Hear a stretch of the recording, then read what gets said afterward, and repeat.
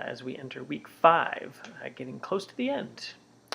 So these are our Brewers bullets, the 3 things we need to be thinking about from past, present, and a look ahead towards the end of the class. So let's get to it. Brewers bullet number 1, looking back. Last week we had, I think, a fun discussion about different formats that we like in reports or presentations or essays or emails, different approaches that we like to take. I think it's always worth learning from other styles, seeing what other people do that we might be able to incorporate or steal. It's also very important, as we were discussing last week, to recognize your own preferences, your own preference for how you like to learn, because that's probably going to be how you like to present as well, whether it's a written report or a verbal presentation or an email summary or whatever it is. The inclination is to do what we learn from and what we appreciate. I learned a long time ago that I am an oral learner.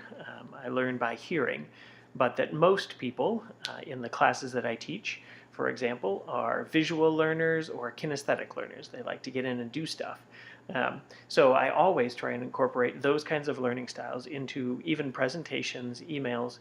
Emails are a little tricky for the kinesthetic learners, but I think you see where I'm going, that as much as we can take into account the way other people like to see things, and especially if you're doing a report or a presentation or working on a project for a particular sponsor, a CEO, an administrator, a director, whoever it is, you want to find out how do they want to see it? What are the things that speak to them?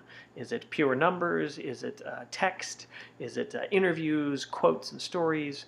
What is it? So that you can customize, not to manipulate, but to make sure you're meeting their needs and what they're looking for. So I think that's a good thing that came out of our discussion this past week.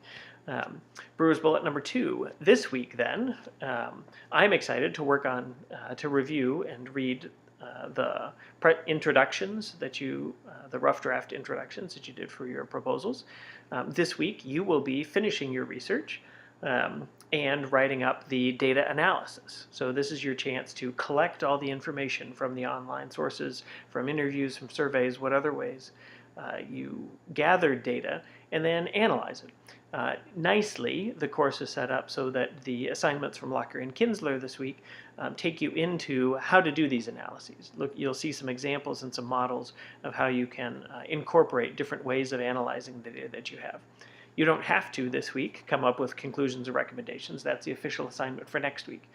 But as I said over the last couple of weeks, you may find that as you're writing your analysis, it naturally leads you to those things. So that's fine. You don't need to turn those in.